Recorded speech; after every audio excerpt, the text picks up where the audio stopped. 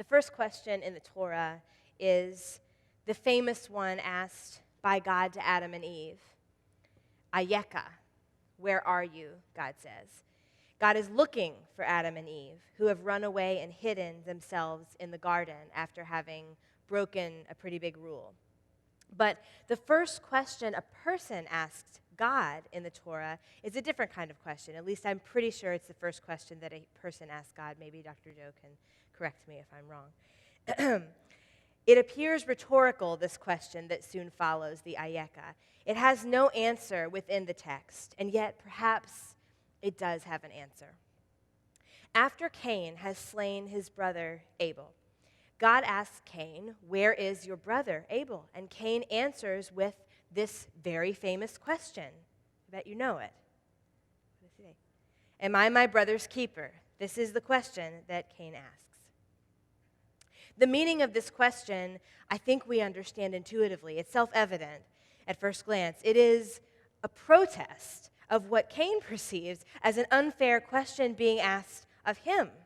God wants to know where Cain's brother is, what has happened to him, thereby insinuating that Cain should know, or at least should care. And of course, we as the readers of the Torah know that in fact he does know and is hiding the answer. Cain's unspoken answer to his own rather sassy question is, no, of course not. Am I my brother's keeper? Of course not.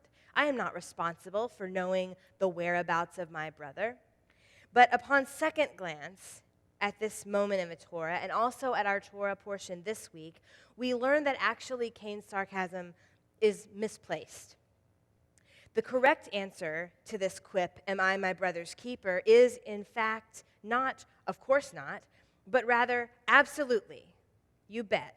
Yes, you are responsible for knowing the whereabouts of your brother. Yes, you have responsibilities beyond yourself. Yes, even when it's inconvenient or unpalatable, you must concern yourself with the fate of those around you. The part of the Torah that we read during this cold season has much the same theme and lesson as this line. This parsha begins with a continuation of a conversation between God and Moses. Moses, we may recall, needs convincing to go to Egypt and to boldly say to Pharaoh the famous demand, "Let my people go." In fact, Moses does not believe that he is even capable of this kind of act. He resists God's call for an entire week at the burning bush, according to the legends of our tradition. For an entire week, he tells God, I'm not the one. I'm not your man. And something remarkable happens during the end of last week's Torah portion, and it is included in the beginning of this week's portion as well. God gets angry with Moses. According to Rashi, this is the first time that God is described as feeling anger toward a human being, especially one with whom God is speaking directly, that feeling of anger. Moses continues to argue with God that he is unfit for the duty that God has assigned to him, that he is not good enough or articulate enough a speaker or compelling enough in his words, that he will never be able to make these resistant people, both Pharaoh and the Israelites, listen to him. And then it says God becomes angry with Moses. We can certainly read God's anger as simply that of a parent being disobeyed and finding that really frustrating. We've all been there on one side of that conversation or the other, in which a parent gives an instruction and a child says no, and the parent gets angry, saying or thinking, just do it because I said so. I have had that feeling recently as a particular child in my life has been extremely resistant to putting on pants for school. But our Midrashim, the rabbinic tradition of ours, reads God's anger differently from simply that of a parent being disobeyed. They read it that God is angry at Moses based on a moral calculation and a sense of disappointment. God is angry because Moses is denying his calling. That Moses' humility that is so praised throughout our Torah and later writings is actually an impediment at this moment to him doing the right thing. He thinks too little of himself to take action, sure that he will fail. And as a result, he fails people who are waiting for him, counting on him to find his voice and speak up. According to many of our commentators, Moses' choice of humility at this moment, his choice to focus on what he lacks, on what he cannot do, on how incapable he is, on what he isn't, is not so much honorable as actually a bit lazy and short-sighted and self-indulgent.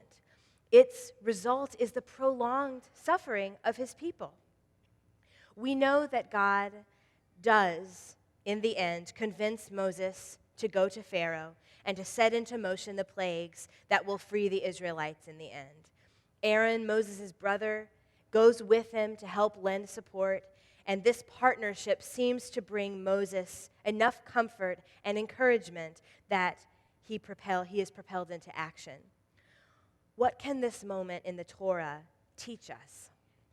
I think that it might parallel our responses to suffering in our own lives, whether someone we know or on a grander scale in our world. How many times have we held back from expressing condolences to someone in a very tough situation because we just didn't know what to say, and we were afraid of saying the wrong thing?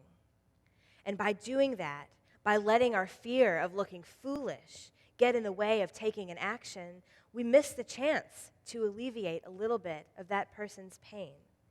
And how many times have we looked at the problems facing our city, the hunger, the poverty, the racial tension, or the problems facing our country, the ineffective dialogue and canyons of political divide, and focused only on how little change we ourselves can effect? What can I do? I'm only one person, we say to ourselves. Just like Moses, sometimes the can'ts and the don'ts and the lacks and the aren'ts are our rationales for inaction. And that inaction ensures that we truly don't help anyone. Our slow speech, as Moses had, our weak arms, our frightened hearts are part of us, and we cannot deny them. But when we let them control us, we fail our God and our higher calling.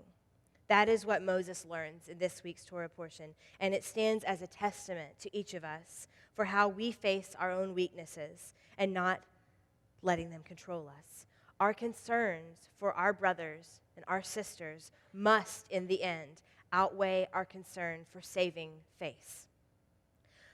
So my prayer, my hope, is that we, each of us, I and everyone that is gathered here, can make 2016 a year that we respond to that which calls us to put ourselves out there for the sake of others, slow speech and all. That first human question rings true. We must ask it every day. Am I the keeper of my brother, the keeper of my sister, the keeper of my neighbor? The entire Torah comes along to answer. Absolutely. Shabbat shalom.